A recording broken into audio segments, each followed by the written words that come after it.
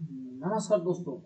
आज मैं फिर से 395 छूत तक पूरा डिटेल हम लोग करेंगे। ठीक है, तो अच्छे से हम लोग क्लास करते हैं।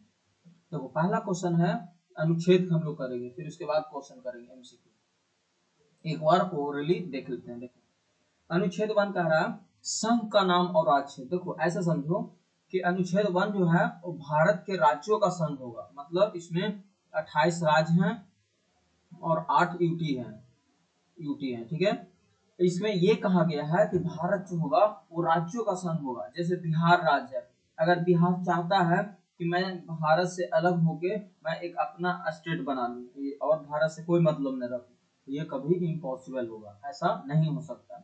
तो सीधा अनुच्छेद 1 है भारत राज्यों का संघ होगा, बस बिल्कुल। Union of state, union of state, union of state, union of state.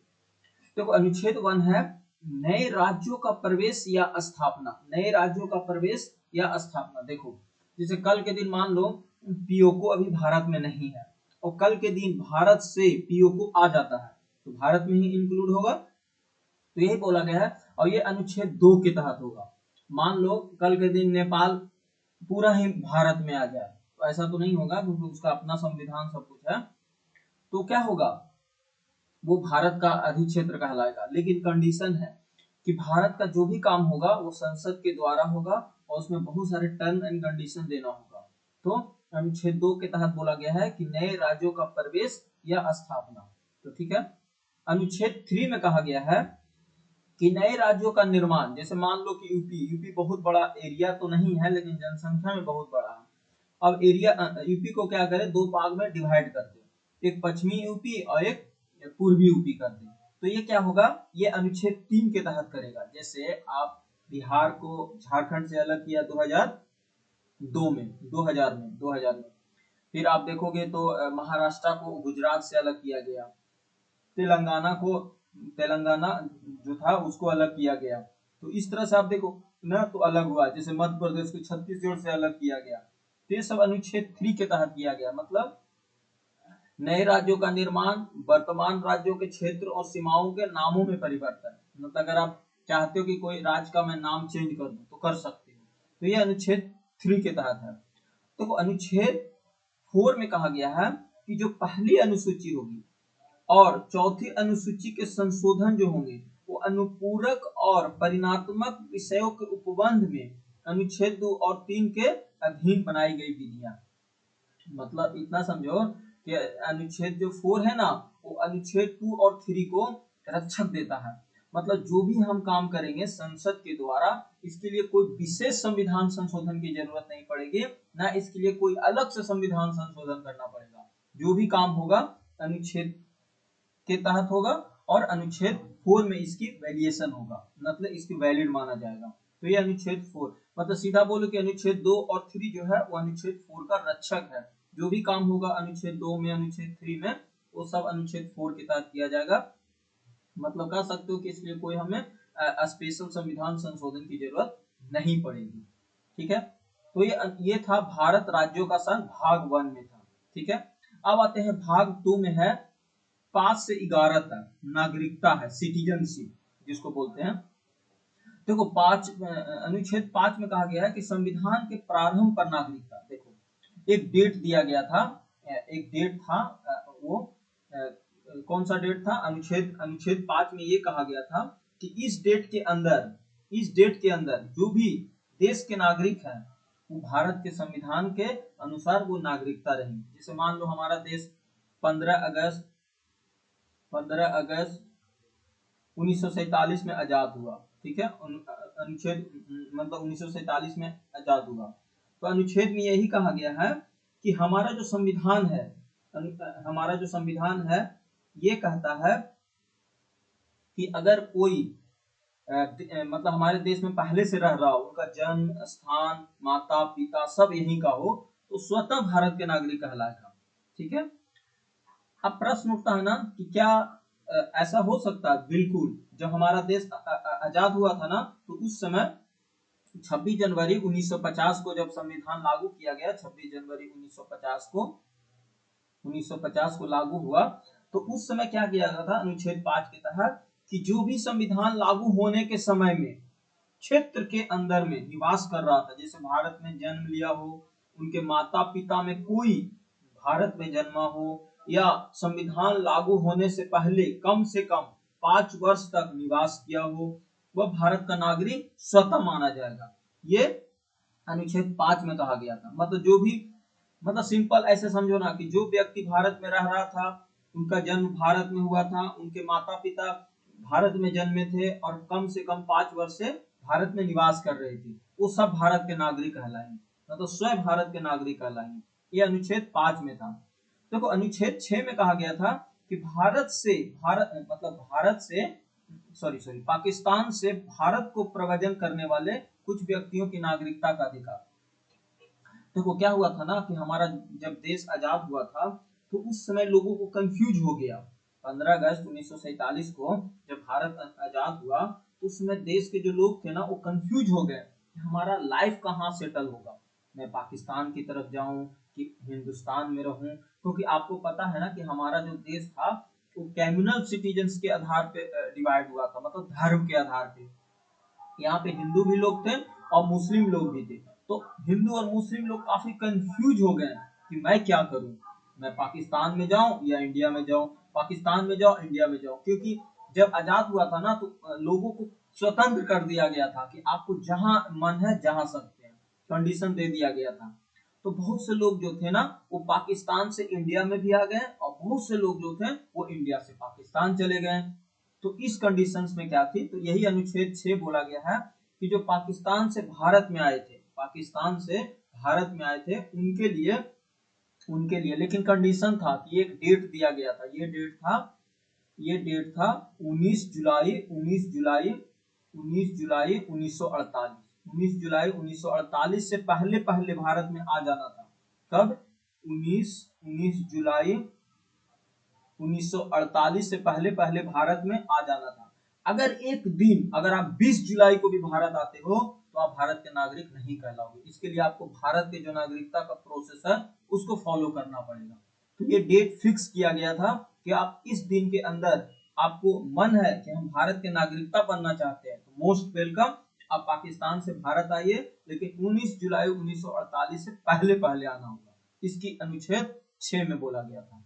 इसी तरीका से अनुच्छेद 7 में भी कहा गया था कि बहुत से जो लोग थे ना वो इंडिया में रह रहे थे, तो उनको लगा कि नहीं मैं पाकिस्तान जाना चाहता हूँ तो जा सकते हो, नो प्रॉब्लम, लेकिन आपको 19 जुलाई 1948 से पहले जाना होगा। अगर आप 20 जुलाई को जाते हो तो फिर आप क्या होगो, मतलब आप पाकिस्तानी नागरिक तो नहीं कहलाओगे, लेकिन आपको जाने ही नहीं दिया जाएगा, फिर उसकी प्रोसेस अलग हो जाएगी।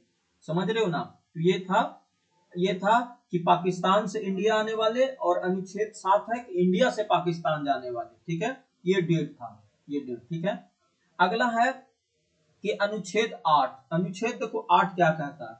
देखो भाई अनुच्छेद 8 में सीधा बोला गया है, अनुच्छेद 8 में कि कोई भी देश का नागरिक मान लो विदेश में रहना चाहता है तो रह सकता है, कोई रोक नहीं है। तो आप किस किस पर्पज से जाते हो, बिजनेस करने के पर्पज से, नौकरी के पर्पज से, पढ़ाई के पर्पज में रहना चाहते हो तो आप रह सकते हो, नो प्रॉब्लम। लेकिन कंडीशन है कि जो भी व्यक्ति वहां भारत में रहेंगे उनको उद्भव कुछ व्यक्तियों की नागरिकता का अधिकार देना होगा। मतलब कहने का मतलब हुआ कि भारत की नागरिकता अगर आप प्राप्त करना चाहते हैं तो करिए, वहां पे कोई दिक्कत नहीं। तो जो वहां के इंडियन काउंसिल होता है ना, या डोमेस्टिक ऑफिसर बोला जाता है बाहर में, उनसे रजिस्टर्ड करवाना होगा। मतलब उनको एक प्रूफ देना होगा कि हम भारत के ही नागरिक हैं, बस हमारा पर्पस अलग है यहाँ आने का। मैं यहाँ पढ़ाई के पर्पस से आया हूँ, मैं यहाँ देश के बिजनेस के पर्पस से आया हूँ, या मैं नौकरी करता हूँ, लेकिन मैं भारत का हूँ, मैं भारतीय हूँ, गर्व से कहूंगा मैं भारतीय हूँ, लेकिन मेरा यहाँ पर्पस अलग है। समझ रहे हो ना? जैसे बहुत से लोग अमेरिका, इंग्लैंड, मलेशिया सब रहते हैं, लेकिन उनका माता पिता तो भारत में रह रहे हैं, उनका दादा दादी भारत में रह रहे हैं, तो क्या वो भारत के नागरिक नहीं है? बिल्कुल है, बिल्कुल है। तो वो क्या करना होगा, जो मौजूदा एम्बेसी होता है ना वहां पे रजिस्ट्रेशन करवाना, तो बस इनका ये बोला गया है। अनुच्छेद 9 में कहा गया है कि भाई कोई भी नागरिक अगर स्वेता से भारत के नागरिकता छोड़ के विदेश की नागरिकता प्राप्त कर लेते हैं तो उनकी नागरिकता खत्म मानी जाएगी। क्योंकि हमारा देश में दोहरी नागरिकता का प्रावधान नहीं है। तो बोला गया कि अगर आप भारत से कोई देश में आप जाके बस जाते हो, परमानेंटली वहां का आप नागरिकता ले लेते हो, तो आप वहां का परमानेंट सिटीजन बन जाओगे। इंडिया के लिए आप सिर्फ एक गेस्ट के तौर पे होगे। इंडिया में आप आ सकते हो, जा सकते हो, लेकिन जो इंडिया का रूल रेगुलेशन है उसको फॉलो करना होगा। मतलब आपको ना वोट देने का अधिकार होगा, ना कोई आप भारत सरकार का बेनिफिट उठा सकते हो, कुछ नहीं उठा सकते हो। मतलब आप एक क्या बन गए, आप एक टूरिस्ट की तरह बिहेव करोगे, चाहे जो हो जाए। तो ये 9 कहता है, ठीक है, यहां तक समझ में आ गया होगा। देखो अनुच्छेद अनुच्छेद 10 क्या कहता है। देखो अनुच्छेद 10 कहता है, समझो, रुको रुको, इसको मैं थोड़ा सा जूम कर लेता हूँ।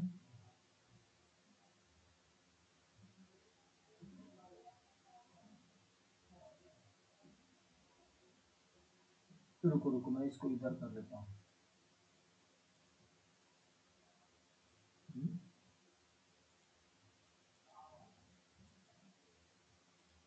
रुको रुको, ये इधर होगा ना। अब इसको जूम करते हैं।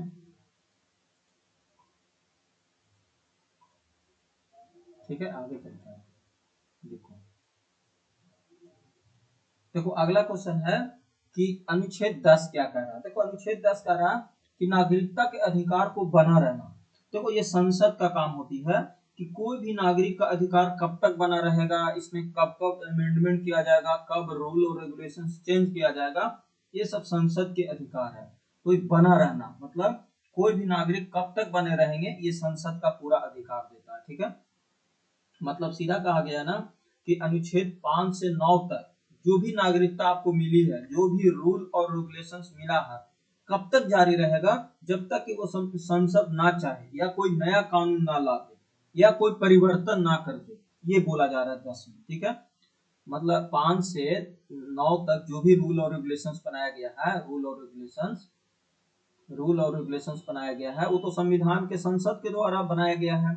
आप चाहेगा कि मैं कुछ चेंज कर दूं, तो अनुच्छेद 10 के तहत चेंज करेगा, तो ये नागरिकता जब तक बना रहेगा तब तक कि वो मान ले। जैसे कोई व्यक्ति मान लो भारत के नागरिक है और वो कानून तय कर ले, जैसे 10 ये कहता है ना कि संविधान लागू होने पर जो भी नियम मिल गई है वो भारतीय नागरिक का बना रहेगा, क्योंकि आपको पता है सिटीजनशिप एक्ट 1955 के द्वारा। ठीक है, तो यहाँ तक हम लोग को समझ में आ गया। अनुच्छेद 11 क्या कहता है। अनुच्छेद 11 तो अनुच्छेद 11 कहता है ना कि पूरा पावर है, शक्ति है संसद को कि कोई भी किनको नागरिकता देना है, किनको नहीं देना है, क्या करना है, ये पूरा पावर अनुच्छेद 11 देता है। जैसे मान लो बहुत से ऐसे लोग हैं जो बाहर से यहाँ आके बस चुके हैं बहुत दिन से, ना उसके पास कोई क्या बोलते हैं लीगल डॉक्यूमेंट है, ना वोटर आईडी है, ना आधार कार्ड है, कुछ भी नहीं है, बहुत दिन से रह रहे हैं।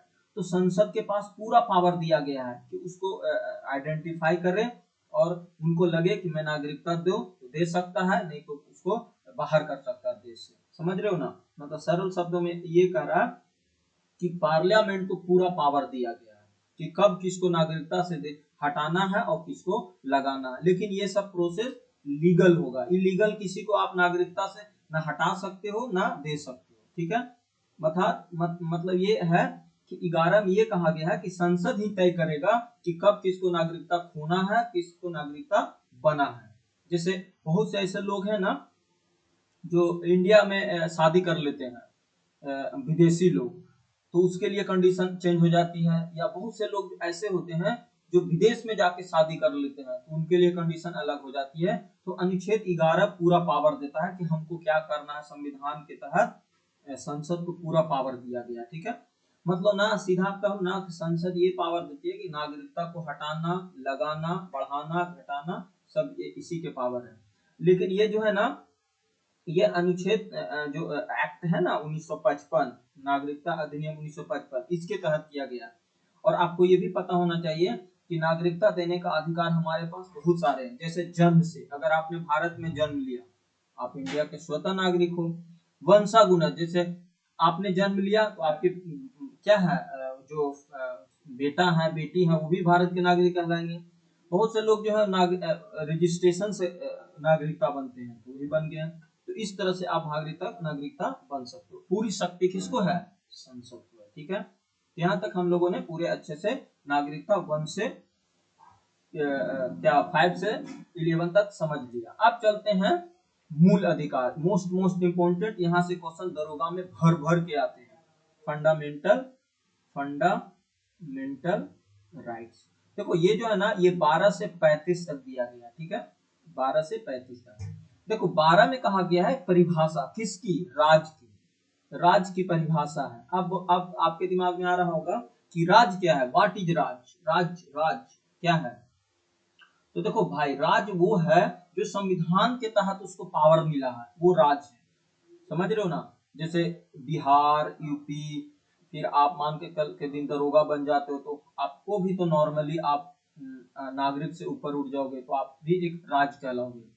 राज का मतलब होती है, स्टेट का मतलब होता है कि वो संविधान के तहत कुछ ना कुछ उसको पावर मिला है, या सरकार के नियंत्रण में है या अधिकार में है। जैसे भारत सरकार राज कहलाएगा, राज्य सरकारें राज कहलाएगा, संसद, मंत्रिमंडल, विधानमंडल राज कहलाएगा, स्थानीय निकाय जो भी होती है ना, लोकल गवर्नमेंट्स जैसे मुखिया, पार्षद, ये सब राज कहलाएगा। अन्य प्राधिकरण जैसे बहुत से लोग राजपाल हैं, राजपाल हो गए, वो राज कहलाएंगे। पीएसयू में बहुत सारे लोग अच्छे अच्छे पद पे रहते हैं, या पीएसयू कंपनी ही बोल दो, एलआईसी कंपनी, बीएनएसएल कंपनी। दुनिया का कोई भी चीज जो संविधान, दुनिया का नहीं, भारत का कोई भी चीज जिसको पावर मिला है वो राज कहलाएगा। ठीक है, मतलब ये है ना, कहने का मतलब ये हुआ, राज ऐसे व्यक्ति जो मौलिक अधिकार, जिसमें आपको दिया गया ना समानता, स्वतंत्रता, शिक्षा का अधिकार, वो राज उल्लंघन नहीं कर सकता। ऐसा नहीं कि आपको क्या करेगा, वो उल्लंघन कर देगा। क्योंकि अगर ऐसा करता है तो आपको पता है कि अनुच्छेद 32 सुप्रीम कोर्ट और 226 हाई कोर्ट से आप क्या कर सकते हो, रिट जारी किया जाता है, आप जा सकते हो सुप्रीम कोर्ट। ठीक है, या हाई कोर्ट। तो राज की मतलब यही होती है, मतलब राज जो है ना, वो संवैधानिक सुरक्षा के उल्लंघन नहीं कर सकता। जैसे मान लो कल के दिन आप दरोगा बन गए और आपने गलत केस ले लिया, और कोई आम व्यक्ति था जो गरीब पर्सन था, उन्होंने गुनाह किया ही नहीं था और आपने उसको फंसा दिया, तो भाई आप तो राज थे, लेकिन वो तो बहुत गलत किया आपने। तो इस तरह से नहीं कर सकते हो किसी को। इसलिए बोला जाता है ना कि दरोगा का पावर बहुत बड़ा होता है। एक सिग्नेचर या एक एफआईआर से किसी का जिंदगी या तो बर्बाद हो सकता है या आबाद हो सकता है। सोच लो, क्योंकि अगर आपने एफआईआर तो किया लेकिन सही तरीका से उसको मतलब जांच पड़ताल नहीं किया, और जांच पड़ताल नहीं किया और गलत तरीका से आपने किसी को फंसा दिया, तो ये हो गया राज।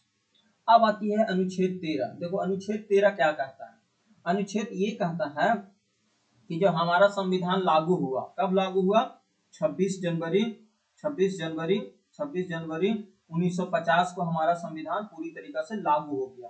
तो ये बोल रहा है ना कि 26 जनवरी 1950 से पहले बहुत सारे ऐसे कानून थे जो अंग्रेज के द्वारा बनाए गए थे। समझ रहे हो ना, जो अंग्रेज के द्वारा बनाए गए थे, और वो मौलिक अधिकार को या हमारे संविधान को कम कर रहे थे, पावर को कम कर रहे थे, वो स्वतः खत्म हो जाएगा। देखो यहाँ पे यही बोला गया है कि जो मूल अधिकार के असंगत बहुत सारे ऐसे विधि है या अल्पीकरण का मतलब होता है उसको कम करना या समाप्त करना, वो वाली सभी विधियां जो होंगे वो शून्य माने जाएंगे, जीरो कहलाएंगे। ये पावर किसको दिया गया है? ये सुप्रीम कोर्ट को दिया गया, सुप्रीम कोर्ट को दिया गया है ये पावर। ये कानून को देखे कि संविधान के खिलाफ ऐसा कोई कानून तो नहीं है जो क्या कर रहा है, मौलिक अधिकार को कम कर रहा है। ये तो पिछले बात हो गई जो पहले के संविधान के तहत बना था, लेकिन बहुत सारे ऐसे भी कानून होती है जो संसद ने बना दिया और देख रहा है तो संविधान के जो फंडामेंटल राइट्स है ना उसको उल्लंघन कर रहा है, तो वो क्या है, सुप्रीम कोर्ट बोलेगा अरे भैया तो यहाँ आओ, इसको स्वतः रद्द कर सकता। मतलब इतना पावर उसको दिया गया है अनुच्छेद 13 के तहत कि सुप्रीम कोर्ट उसको खत्म कर सकता है। तो बहुत बड़ी पावर दिया गया है, समझ रहे हो ना। तो अनुच्छेद 13 भी काफी इंपॉर्टेंट है। तो यहाँ तक क्लियर हो गया होगा। अब आती है, देखो यहाँ से शुरू होती है फंडामेंटल राइट्स। अब आती है अनुच्छेद 14 से 18 तक। देखो ये है समता का अधिकार या समानता का अधिकार। देखो अनुच्छेद 14 कहता है कि विधि के समक्ष समता। देखो विधि के समक्ष समता का मतलब होता है कि कोई भी नागरिक या तो गरीब हो या अमीर हो या कुछ भी हो, वो कानून के दायरे में समान कहलाएगा। अगर आपने किसी को मर्डर किया है तो आप विधि के अनुसार जो भी सजा है वो आपको दिया जाएगा, चाहे आप पैसे वाले हो या गरीब हो। ऐसा तो नहीं ना कि पैसे वाले दंड नहीं देते हैं, उनको पैसा के दम पे खरीद लिया जाएगा। देखो ये संविधान कहता है, रियलिटी में प्रैक्टिकली रूप से मैं बात नहीं कर रहा हूँ, ये मैं संविधान के अनुसार बात कर रहा हूँ, ठीक है। मतलब ये कह रहा है कि राज्य भारत के क्षेत्र में किसी भी व्यक्ति के कानून के जो समक्ष है, कानून के समान संरक्षित से वंचित नहीं किया जाएगा। मतलब बोला गया है कि भारत में सभी व्यक्ति कानून की नजर में समान है, चाहे वो सलमान खान हो, आमिर खान हो या कोई भी हो, एनी हो, कोई भी पर्सन हो, वो कानून के समान सब समान है। मतलब हर व्यक्ति को कानून का समान संरक्षण प्राप्त होगा, ठीक है। मतलब किसी भी जाति, धर्म, लिंग, भाषा के आधार पे डिस्क्रिमिनेशन नहीं किया जाएगा, डिस्क्रिमिनेशन भेदभाव नहीं किया जाएगा। लेकिन यहाँ पे देखो अनुच्छेद जो 14 है ना, यहाँ पे दो बातें लिखी गई है। एक है कानून के समक्ष समानता, ये है ना इक्विलिटी बिफोर लॉ, और एक बोला गया है कानून का समान संरक्षण। देखो अब होती है ना, मैं समझाता हूँ ये इसका मतलब क्या है। अनुच्छेद 14 में देखो क्या कहता है, मैं इसको पूरा डिटेल समझाता हूँ। मैं ऐसा समझा दूंगा ना कि आज तक आपने पढ़ा नहीं होगा, पूरा डिटेल। देखो अनुच्छेद 14 में दो बातें लिखी हुई है,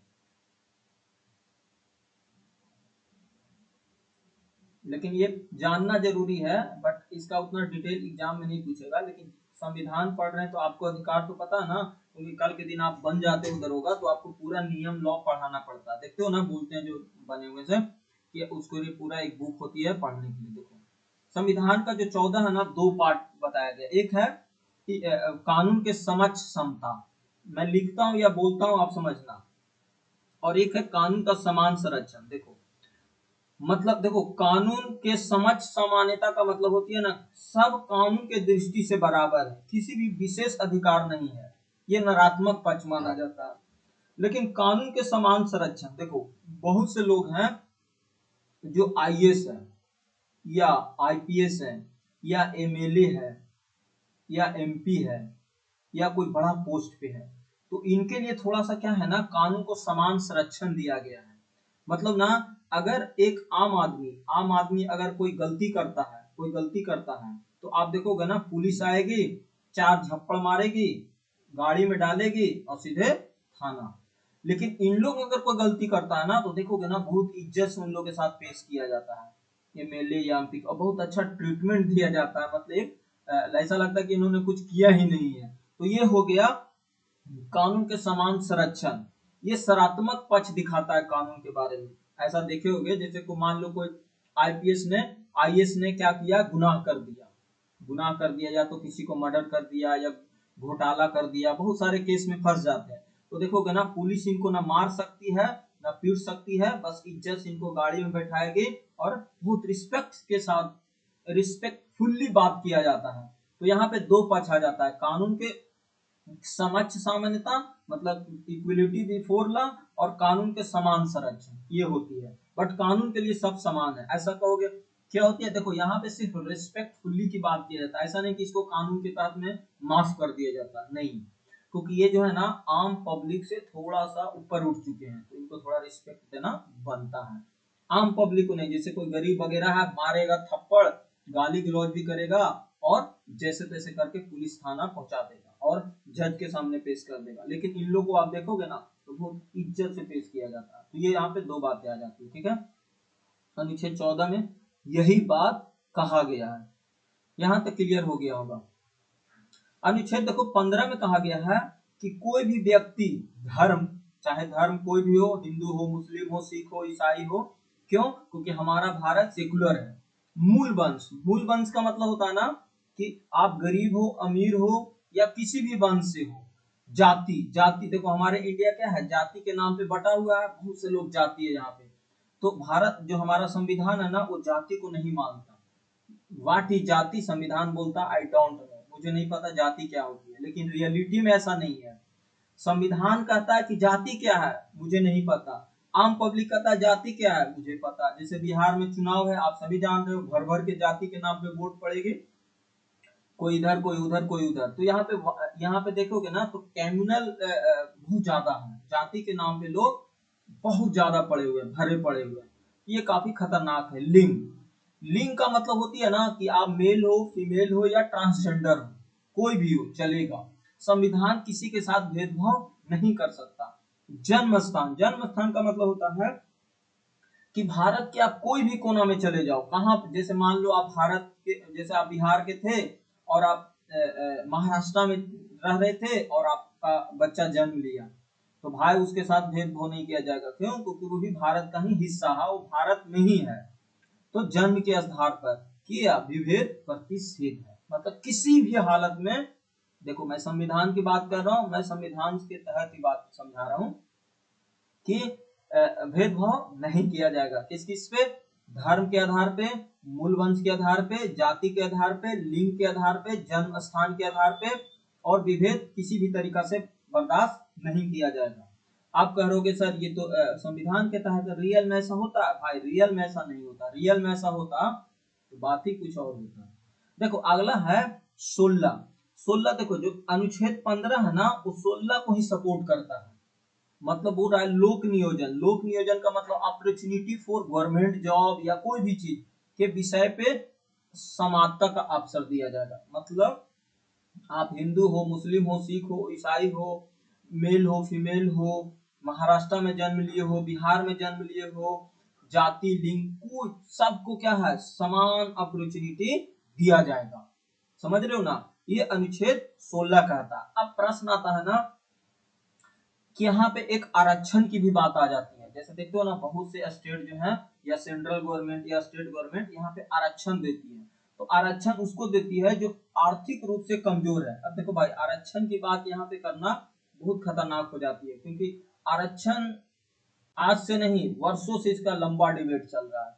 तो इसकी भी बात मैं नहीं करता हूँ, लेकिन आरक्षण का जन्म 16 से ही आती है। देखते हो जैसे बिहार में आप देखे होंगे 35% आरक्षण महिलाओं को दे दिया गया है। तो या तो आप इसको गलत मानो या सही मानो, लेकिन मेरी दृष्टि से अगर मानते हो तो ये सरासर गलत है। देखो 35% आरक्षण दो, लेकिन डिफेंस में मत दो, मतलब पुलिस में नहीं दो। पुलिस और दरोगा में 35% आरक्षण मत दो। आप कहोगे क्यों? देखो 35% आरक्षण देने से जो दरोगा का पद होगा, पुलिस का जो पद होगा, वो योग्यता वाले लड़के नहीं मिल पाएंगे। क्यों? क्योंकि कानून तो सबके लिए समान है। पुलिस मुजरिम को तो पकड़ाना अच्छा है। अब पुलिस ही निकम्मा रहेगा या पुलिस ही आर्थिक रूप से कमजोर रहेगा तो मुजरिम को क्या पकड़ पाएगा? तो देखोगे ना, तो बिहार में लॉ एंड ऑर्डर पूरी तरीका से खराब हो चुका है मानो तक, क्योंकि मैक्सिमम अमाउंट में महिलाएं पुलिस बन चुकी है, और महिलाएं उतनी आर्थिक रूप से कमजोर नहीं होती है जो पुलिस को संभाल सके। तो पुलिस में एटलीस्ट आरक्षण ना देना चाहिए था। अदर डिपार्टमेंट में चल सकता है, बट ये तो सरकार की मामला है, इसमें हम लोग कुछ नहीं कर सकते। अगला है अनुच्छेद 17। देखो अस्पृश्यता का अंत, छुआछूत। देखो जब हमारा देश आजाद हुआ था, तो आजाद से पहले हमारे देश में बहुत ही अलग तरीका का ट्रीटमेंट होती थी, आज भी होती है। लेकिन क्या थी ना, छुआछूत। जैसे कोई ब्राह्मण, ये कोई दलित है, तो दलित जैसे होता था ना, SC ST वाले के साथ बहुत ज्यादा दिक्कत होती थी। तो बाबा साहेब ने बोला कि ये तो गलत है, क्योंकि बाबा साहेब के साथ आप जानते हो बहुत ज्यादा नाइंसाफी हुआ था। तो इसीलिए अनुच्छेद 17 में सीधा बोला गया कि अगर आप छुआछूत करते हो तो भाई आपके साथ बहुत गलत किया जाएगा। तो ये अनुच्छेद 17 में है। अनटचेबिलिटी की यहाँ पे कोई रोल नहीं है। यहाँ तक क्लियर है? अनुच्छेद देखो 18 में क्या बोलती है, 18 क्या कहता है? 18 कहता है उपाधियों का अंत। देखो क्या था ना, आज से जब अंग्रेज हमारे देश में आ चुके थे, तो अंग्रेज ने जो थे ना, भर भर के उपाधि देते थे। किसको? आम पब्लिक को, राजा महाराजा को, और उनको खुश करके उनसे बहुत ज्यादा शोषण किया जाता था, क्योंकि उपाधि दे देते थे। तो उपाधि देने का मतलब था ना कि ये बहुत गलत था। तो इनको ये जो था ना, संविधान में उपाधियों खत्म कर दिया गया। बोला नहीं, ये सब नहीं चलेगा, कोई भी जो टाइटल है ना वो नहीं चलेगा। उपाधि टाइटल जो देते थे, जैसे राजा, सर, महाराज, राय बहादुर, देखे हो ना, सब हिस्ट्री आप पढ़े हो तो राजा, सर, महाराज, राय बहादुर, भैया ये सब नहीं चलेगा। आप देखते हो ना, जब नाम भी लिखते हो तो ऐसा नहीं कि महाराज अमृत सिंह, महाराज गुंजन सिंह नहीं लिख सकते हो, क्योंकि ये खत्म हो गया, संविधान इसका परमिशन नहीं देता है। या कोई भी विदेशी राज्य जो होगा ना वो स्वीकार नहीं करेगा। यदि कोई भारत के नागरिक है ना तो सरकारी नौकरी में है तो ये भी नहीं। जैसे आप देखते हो ना, बाहर में जाते हो तो विदेश सरकार से कोई भी उपहार, वेतन, पद्धति बिना भारत के परमिशन के आप नहीं स्वीकार कर सकते हो। अगर आपको करना होगा तो सबसे पहले राष्ट्रपति का परमिशन लेना पड़ेगा, या कोई भी हो, भारत के हो या गैर फॉरेन जो भी हो। तो मतलब इसका उद्देश्य यही है ना कि जो भी टाइटल कल्चर था ना आज से अंग्रेज के समय में, वो नहीं दिया जाएगा, अब खत्म कर दिया गया। ऐसा करना इसलिए, जैसे देखते हो ना, स्वीकार नहीं है, सर नहीं स्वीकार है, राय बहादुर स्वीकार नहीं है, महाराजा, नवाब, खान बहादुर ये सब स्वीकार नहीं है। हाँ स्वीकार है जो एजुकेशन से जुड़ा हुआ, जैसे professor, doctor, major colonel, justice, IPS, IAS ये सब है, क्योंकि आपने पढ़ाई किया है तब आप उस चीज को हासिल किए हो। जैसे अमित कुमार आईएएस लिख सकते हो, ये सब चलेगा, संविधान इसका पूरा परमिशन देता है। आप बिहार, जैसे आपने बिहार दरोगा बन गया तो आप लिख सकते हो एस आई दिस दैट लिख सकते हो, चलेगा। ये उपाधि नहीं है, ये एक प्रोफेशनल है, इसको प्रोफेशनली मानते हैं हम लोग। तो अनुच्छेद 18 में यही कहा गया है, ठीक है। अब है अनुच्छेद 19। देखो अनुच्छेद 19 काफी जटिल मुद्दा है। आप कहोगे क्यों? क्योंकि अनुच्छेद जो है ना हमारे देश में इसका बहुत मिसयूज होती है, लेकिन ऐसा नहीं कि मिसयूज होती है तो ये गलत है, नहीं, पूरी स्वतंत्रता दी गई है। देखो हमारे संविधान में अनुच्छेद 19 के तहत 6 मूल स्वतंत्रता दिया गया है, 6 फंडामेंटल फ्रीडम दिया गया है। जैसे आपका विचार और अभिव्यक्ति की स्वतंत्रता, मतलब विचार और अभिव्यक्ति की स्वतंत्रता का मतलब होता है कि आप बोलने, लिखने, प्रकाशित करने या किसी भी माध्यम से प्रकट की आजादी, समझ रहे हो ना। तो ये अनुच्छेद 1 में बोला गया है, अनुच्छेद 1 में कि आप बोल सकते हो, लिख सकते हो, प्रकाशित कर सकते हो या किसी माध्यम से विचार विमर्श कर सकते हो। जैसे देखते हो ना हमेशा कार्टून, जैसे मोदी जी को अगर आलोचना करना है तो देखते हो ना मोदी जी का कार्टून पेपर में छाप दिया जाता है, उनके कार्टून बना के उनको डाला जाता है। तो ये सब स्वतंत्रता भारत के संविधान में दिया गया है, आप कर सकते हो, कोई दिक्कत नहीं है। लेकिन हेट स्पीच आप नहीं कर सकते हो। हेट स्पीच का मतलब होता है ना कि आपको तो बोलने की आजादी दिया गया है और लिखने की आजादी दिया गया है, लेकिन आपने कुछ ऐसा बोल दिया जिसे पूरा बवाल हो गया, लॉ एंड ऑर्डर ही तहस तहस हो गया, तो भाई आप पे बहुत बड़ा एक्शन लिया जा सकता है। जैसे आपने एक ऐसा स्पीच दिया जिससे भगदड़ मच गया, जैसे आपने धर्म के नाम पे बहुत बड़ा खतरनाक कोई स्पीच दे दिया, तो भाई ये भारत के लिए नहीं, पूरे संविधान के लिए आपको ये परमिशन नहीं देता है। क्यों? क्योंकि ये आपसी लड़ाई करवा रहे हैं, समझ रहे हो ना। जैसे आपने एक बार देखा होगा, कोई भी व्यक्ति दो राज्यों के बीच में कोई ऐसा स्पीच नहीं दे सकता कि कोई राज्य लड़ जाए। अगर आप ऐसा करते हो तो काफी खतरनाक आपके साथ एक्शन लिया जा सकता है, ठीक है। जैसे हाल फिलहाल में ही आपने देखा कि आपने न्यूज देखा होगा, न्यूज देखते रहो तो ऐसे खबर बहुत आते रहती है कि दो आदमी थे, वो ट्रेन में जा रहे थे और उन्होंने गलत इंफॉर्मेशन, मतलब ट्रेन में जाने के कारण क्या हुआ, उनको सीट नहीं मिली, तो उन्होंने गलत इंफॉर्मेशन फैला दिया कि इस ट्रेन में बम है। अरे भाई, ये तो आपको स्वतंत्रता नहीं दिया गया कि आप किसी भी तरीका का आलोचना या शिकार बन जाओ। तो उनको पता है, मैं तो उनको इतना खतरनाक सजा दूंगा कि आप सोच नहीं सकते हो, क्योंकि संविधान ऐसा नहीं बोलता है कि आपको ऐसा खबर फैला दो कि ट्रेन में भगदड़ मच जाए। अब सोचो ना, दो व्यक्ति के कारण उस ट्रेन में क्या स्थिति बनेगी, पैनिक हो जाएगा। अगर प्रशासन ने सही से कंट्रोल नहीं किया तो सोचो क्या स्थिति बन सकती है। तो ये संविधान आपको अधिकार नहीं देता है, किसी भी कंडीशन में नहीं देता है। तो अभिव्यक्ति है, मतलब विचार आप रख सकते हो, अभिव्यक्ति की स्वतंत्रता आपको दिया गया है, आप बोल सकते हो, लिख सकते हो, आप प्रकाशित कर सकते हो, किसी माध्यम से आप विचार प्रकट कर सकते हो। किसी माध्यम का मतलब समझते हो ना, जैसे फेसबुक पे आप देखते हो ना, भरा पड़ा रहता है कमेंट वगैरह, ये इसका फोटो, उसका फोटो, ये सब तो वो कर सकते हो, वो आपको पूरा तरीका से स्वतंत्रता दिया गया। लेकिन ध्यान रहे कि आप ऐसा अभिव्यक्ति और स्वतंत्रता ना हो जिससे देश की खतरा हो जाए, ये काफी आपके लिए शोषण हो सकता है। फिर कह रहा है शांतिपूर्ण स्वतंत्रता। देखो जैसे आप देखते हो ना, शादी ब्याह होती है तो बहुत से लोग आके खाना खाते हैं, एकजुट हो जाते हैं, तो आप शांतिपूर्ण सभा कर सकते हो। अगर आपको कोई बड़ा मीटिंग करना है, 1,000, 10,000, 20,000, 50,000 लोगों को बैठा के आप कोई सभा संबोधित करना चाहते हो, कर सकते हो। जैसे देखते हो ना, बड़े बड़े टीचर, बड़े बड़े मोटिवेटर, बड़े बड़े लोग क्या करते हैं, एक सभा करते हैं, यहाँ पे मीटिंग, यहाँ पे विजिट है, ये है, तो कर सकते हो। संविधान आपको पूरा स्वतंत्रता देती है, लेकिन कंडीशन रहे कि आप वहां पे आपको शांतिपूर्ण ढंग से करना होगा।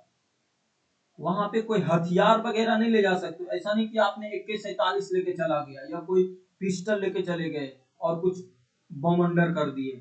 जैसे आपने देखा होगा, जो बंगलुरु जीता था ना, बंगलुरु क्या बोलते हो, बंगलुरु लायंस रॉयल्स जो जीता था, तो विराट कोहली पे एक केस आया था कि आपने शांतिपूर्ण आरक्षण को क्या किया और लगभग बांध से मर गए थे। तो ये करने की आजादी संविधान नहीं देता है।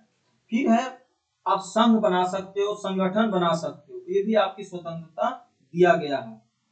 नहीं देखते हो, यूनियन बनाते हैं लोग, संस्था बनाते हैं, बहुत से लोग क्लब बनाते हैं ना, NGO वगैरह ये सब बनाते हैं ना। संविधान इसको पूरी तरीके से स्वतंत्रता देती है।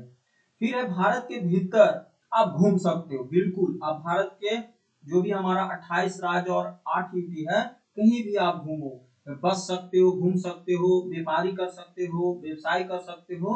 आपको पूरा संविधान क्या करता है, आपको आरक्षण देता है। ठीक है, मतलब ना, जैसे आप बिहार में थे, आपने बिजनेस करते करते महाराष्ट्र में सेटल हो गए, वही शादी ब्याह वही सब कुछ किया, बिल्कुल कर सकते हो, नो प्रॉब्लम, कोई नहीं रोक सकता। ठीक है, तो ये था हमारा अनुच्छेद 19। अनुच्छेद 19 डिटेल हमने समझा दिया कि अनुच्छेद क्या है। देखो अब है ना, अनुच्छेद 19 में ऐसा नहीं कि आपको रिस्ट्रिक्शन नहीं है। देखो हमारा जो अनुच्छेद है ना, ये काफी विवाद हो जाता है कभी कभी। संसद इसमें रिस्ट्रिक्शन लगा सकता है।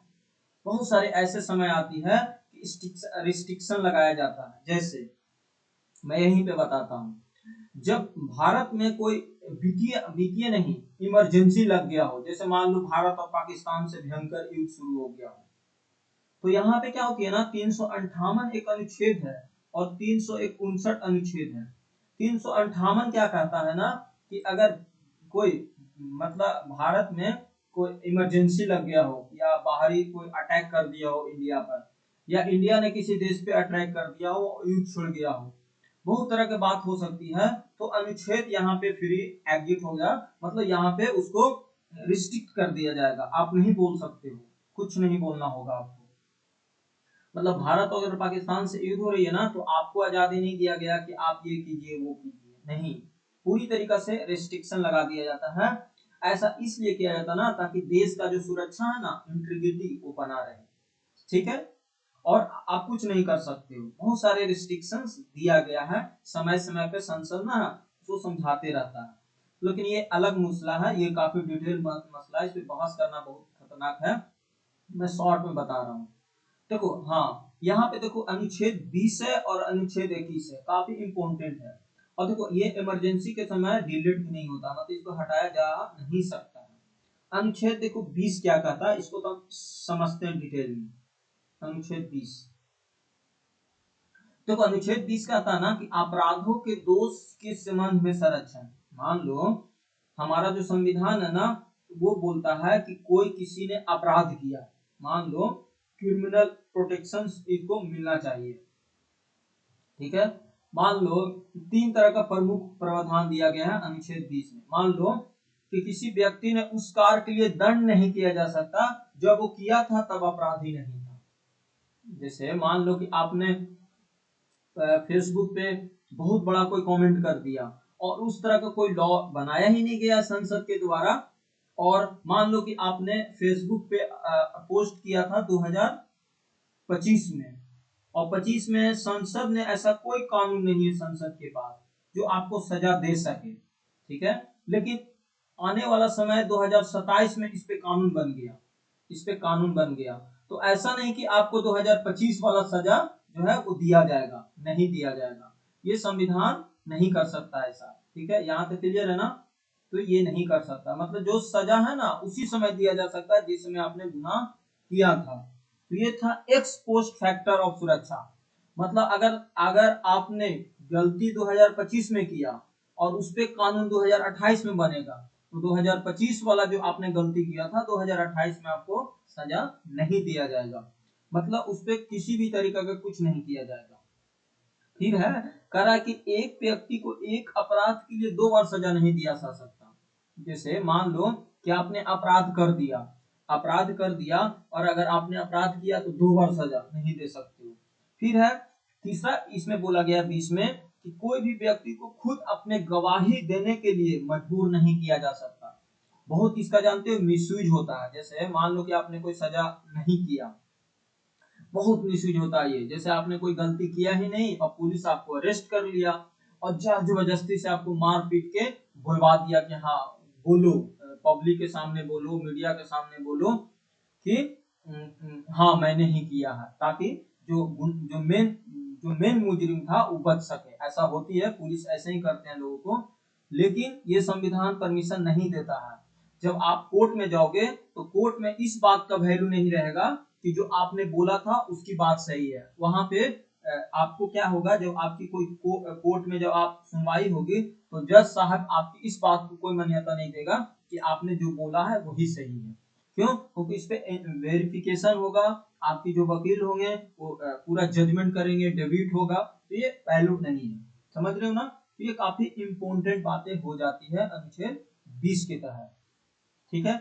मतलब ना अनुच्छेद 20 में 3 तरह का प्रावधान दिया गया है कि कोई व्यक्ति ऐसा कार्य दोषी नहीं ठहराया जाएगा जो अपराधी नहीं है और वह कार्य किया हो, न ही अपराध के लिए उसे दंडित किया जाएगा जितना समय विधि निर्धारित था। जैसे बहुत से लॉ ऐसे हैं जो जैसे वैश्यावृत्ति, वैश्यावृत्ति समझते हो ना, जो औरत होती है वो वैश्यावृत्ति करती है, तो संविधान के लिए इसका कोई कानून नहीं बनाया गया है। पुलिस आती है, भलो मार पीट के ले जाती है उसको और छोड़ देती है, लेकिन आप देखोगे ना तो जो भी वैश्यावृत्ति लोग होते हैं, जो अपने अपने शरीर को दान करते हैं या जो भी हो, जो बोलो अपने शब्द में, वो करते हैं, तो उस पे संविधान का कोई ऐसा कानून नहीं दिया गया। आप कहोगे ऐसा क्यों? क्योंकि अनुच्छेद 21 ही उसको प्रोटेक्ट करता है, समझा। अनुच्छेद 20 में क्या कह रहा है कि ऐसा कोई कानून नहीं है, अगर संविधान में ऐसा कोई कानून है ही नहीं आपको सजा देगा, ठीक है। मैं आगे समझाऊंगा, ये बात है अनुच्छेद 20 के तहत। अनुच्छेद 20 के 2 के तहत कहा गया है कि अगर किसी व्यक्ति ने किसी अपराध के लिए एक बार सजा मिल चुका है उसको और उसी अपराध के लिए दोबारा सजा नहीं दिया जा सकता। जैसे मान लो कि अगर किसी व्यक्ति ने चोरी के लिए अपराध का सजा दे दी गई है और उसे उसी चोरी के लिए फिर से सजा नहीं दी जा सकती, ये कानून का क्या है, दंडित है, मतलब 2 बार सजा देना नहीं चल सकता, ठीक है। अनुच्छेद 3 में कहा गया है कि कोई भी व्यक्ति उसके खुद के खिलाफ गवाही देने के लिए बात नहीं कर सकता, मतलब जर जबरदस्ती धमकी याद नहीं किया जा सकता। लेकिन ये सबसे ज्यादा मिसयूज होते हुए आप देखते हो, और जज लोग, मतलब ना देखोगे ना यही 20 जो है ना, यहीं पे कानून अंधा है की बात आ जाती है।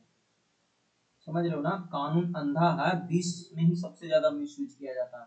कानून तो उसको पूरा प्रोटेक्ट कर रहा है, लेकिन रियलिटी में बहुत दूर दूर तक ऐसा देखने को आपको नहीं मिलेगा।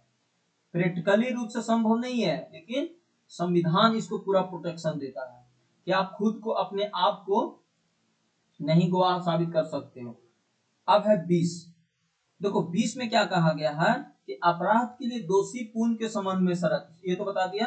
हाँ, 21 में कहता है प्राण और दैहिक स्वतंत्रता का सुरक्षा। जैसे देखते हो ना, आप शुद्ध भोजन कर सकते हो, यहीं पे आ जाता है प्राइवेसी या निजता का अधिकार। आप शुद्ध भोजन कर सकते हो, शुद्ध हवा ले सकते हो, कभी आप शुद्ध शादी कर सकते हो, घूम फिर सकते हो, सब कुछ आपको स्वतंत्रता दिया गया है, मतलब आपको कोई नहीं रोक सकता। जैसे आप बंद कमरा में आप कुछ कर रहे हो तो कोई व्यक्ति आपको डिस्टर्ब नहीं कर सकता, ये संविधान के गैर कानूनी है, कोई हुलक नहीं सकता। जैसे मान लो आपका लैपटॉप है, लैपटॉप में पासवर्ड लगा हुआ है, कोई बिना परमिशन के आपका लैपटॉप छेड़छाड़ नहीं सकता, ये भी प्राइवेसी के खिलाफ है। समझ रहे हो ना? तो ये है अनुच्छेद 21, ये काफी इंपॉर्टेंट है, बहुत से लोगों को ये पता नहीं होता। लेकिन जब संविधान पढ़ोगे ना तो ये सब जानकारियां हर इंसान को पता होना चाहिए। जैसे बहुत से लोग, जैसे मैं अपनी घटना बता रहा हूँ, मैं एक बाथरूम में टॉयलेट कर रहा था और किसी व्यक्ति ने उसका वीडियो बना लिया और वो संविधान के बारे में कुछ नहीं जानता था। मैंने उसको पूरा डिटेल समझाया कि देखो ये गैर कानूनन है, आप किसी की वीडियो नहीं बना सकते हो बिना उसके परमिशन के। और अगर आपने बना लिया, उसको वायरल कर लिया, ये भी बहुत बड़ा गैर कानूनन है। क्यों? क्योंकि आप क्या कर रहे हो, उसकी प्राइवेसी को क्या कर रहे हो, हनन कर रहे हो। तो अनुच्छेद 21 में बोला गया। आप 21 में क्या क्या बोला गया? शुद्ध हवा लेना, शुद्ध पानी पीना, शुद्ध पर्यावरण में रहना, प्राइवेसी, निजता, सब कुछ आप कर सकते हो। यहीं पे देखो अनुच्छेद 21 का ए पार्ट जोड़ा गया था, 2006 में जोड़ा गया था, जो 86वां संशोधन था। इसमें फंडामेंटल राइट्स बना दिया गया था कि 6 वर्ष से 14 वर्ष के बच्चों को क्या है, पूरा एजुकेशन फ्री में दिया जाएगा। ठीक है, यहाँ तक क्लियर है? तो अनुच्छेद 21 समझ में आ गया होगा। अनुच्छेद 22 कहता है कुछ दशाओं में गिरफ्तारी और निरोध में संरक्षण। देखो आप समझते हैं अनुच्छेद 22 क्या कहता है। देखो अनुच्छेद 22 में मान लो कि आपने, देखो जैसे आपने 20 में तो आपने सजा मतलब आपने गुनाह किया है और जो जो रूल रेगुलेशन उसके तहत आपको सजा मिलेगी। लेकिन 22 में क्या है, उसका प्रोटेक्शन मिलता है। 22 में उसका प्रोटेक्शन दिया जाता है। क्या दिया जाता है समझते हैं। जैसे देखो मान ले कि आपने कोई गुनाह किया तो रूल बोला गया है कि अपनी मन पसंद से आप अपने आप को प्रोटेक्ट करने के लिए आप वकील का सलाह ले सकते हो, आप अपना वकील खोज सकते हो। दूसरी बात बोला गया है कि उस व्यक्ति को 24 घंटे के अंदर मजिस्ट्रेट के पास पेश करना होता है। कब? जब कोई गुनाह किए हो तब। लेकिन ये हर लोगों के साथ अप्लीकेबल नहीं है। कोई बड़ा मान के चलो टेररिस्ट था तो ये उसके लिए लागू नहीं होता। वो 24 घंटा का 48 घंटा भी हो जाएगा तो वो पेश नहीं करेगा मजिस्ट्रेट के पास। क्यों? क्योंकि उससे बहुत सारे सीक्रेटिव बात जो होती है ना उससे पूछा जाता है। ठीक है, यहाँ तक समझ में आ गया? फिर कह रहा ना, जैसे मान लो कि आपने सजा कर लिया है और आप बचना चाहते हो संविधान से, मतलब देखो संविधान के तहत आप दोषी हो या निर्दोषी हो ये पुलिस के हाथ में नहीं है। ये जज सुनाएगा, मतलब सुप्रीम कोर्ट या हाई कोर्ट सुनाएगा कि आपने गुनाह किया है या नहीं, सजा कब मिलेगी। बट आप बचना चाहते हो इससे, तो इसको कानूनी प्रोसेस से आपको गुजरना होगा। कैसे? तो आपको कानूनी लड़ाई लड़नी होगी। इसके लिए आपको एक वकील हायर करना होगा।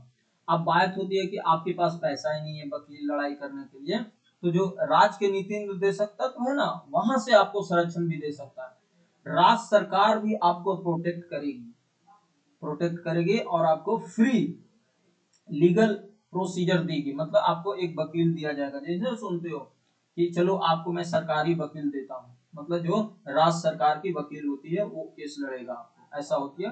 लेकिन हर कंडीशन में नहीं, वो देख लेती है केस की कैसा है। ठीक है, ये होती है।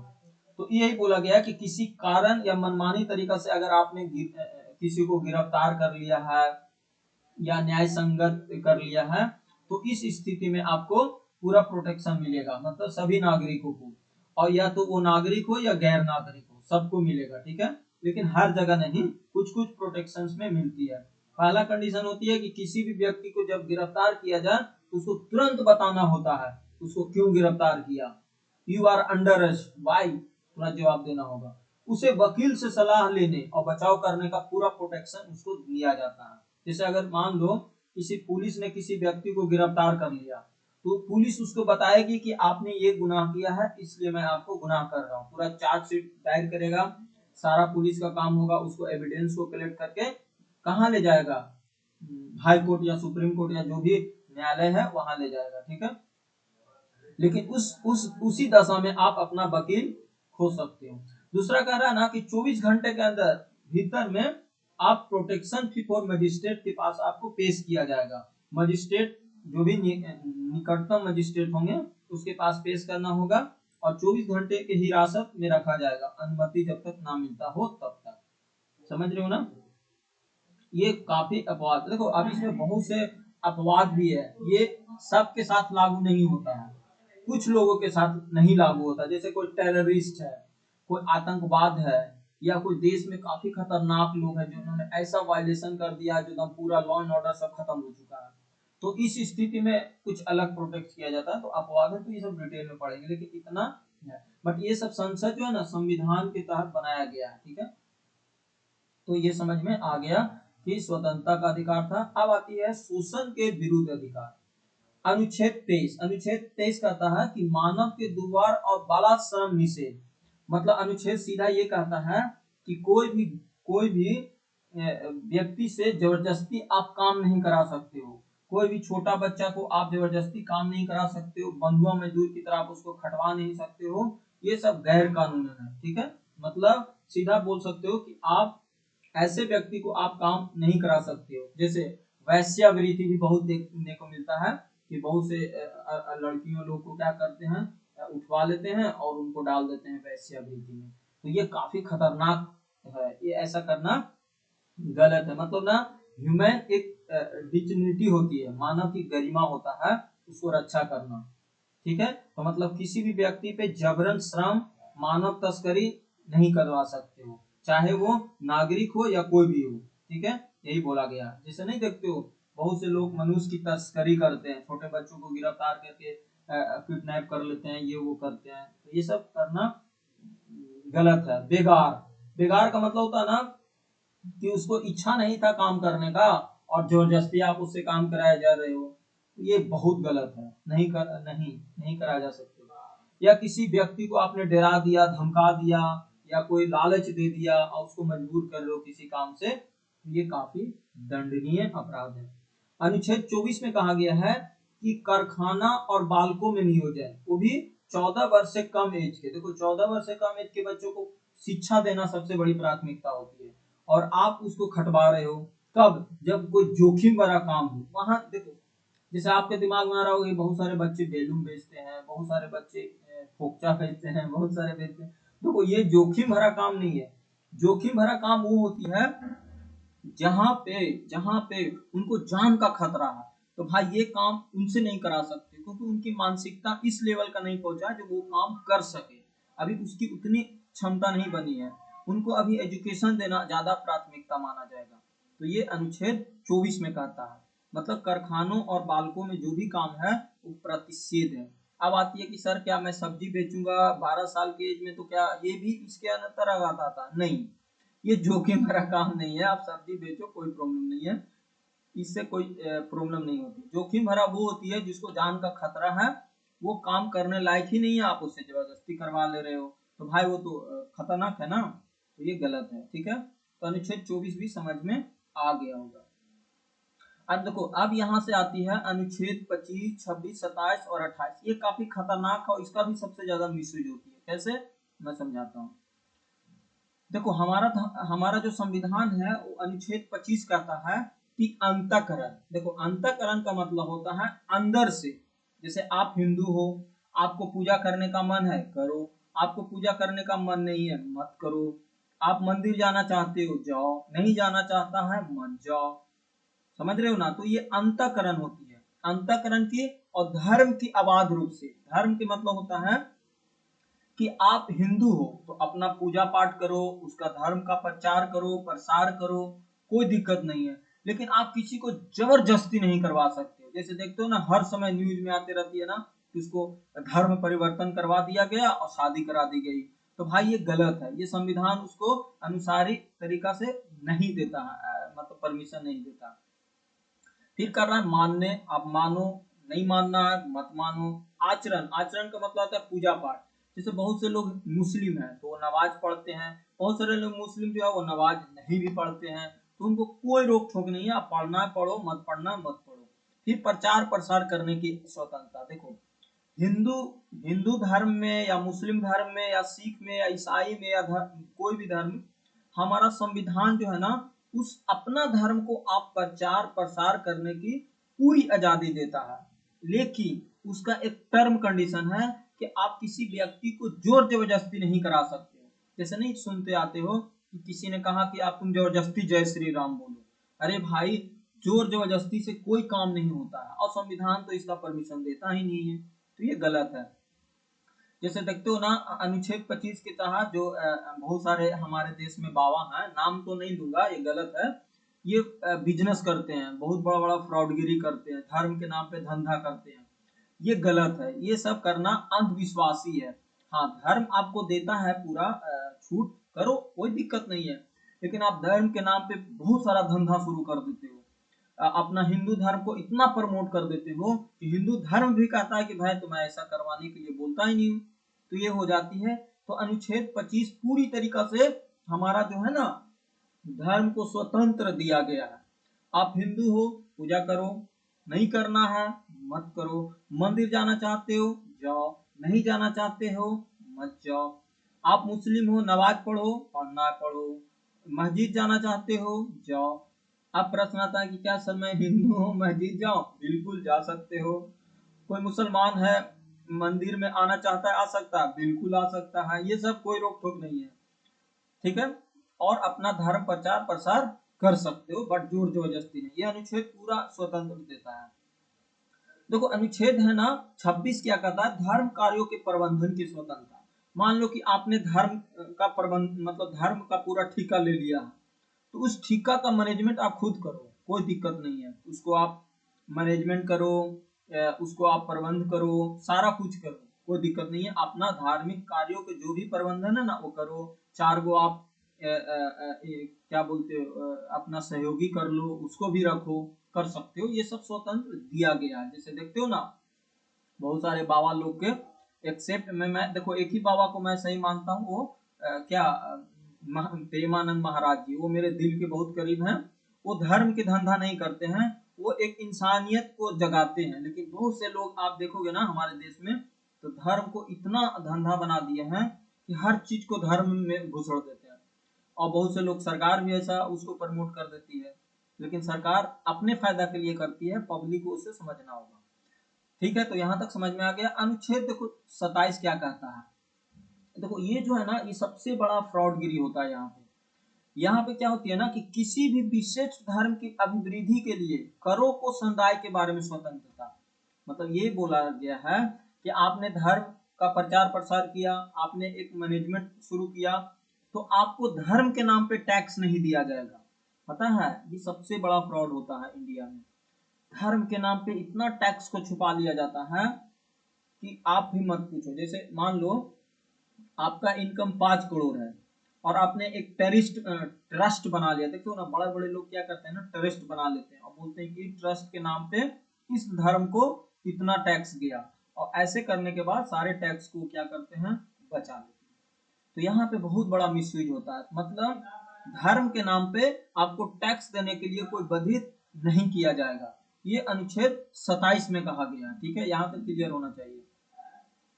फिर कह रहा ना कि 28 में देखो क्या कह रहा है कि शिक्षा संस्थान और धार्मिक उपासना की उपस्थिति होने की स्वतंत्रता।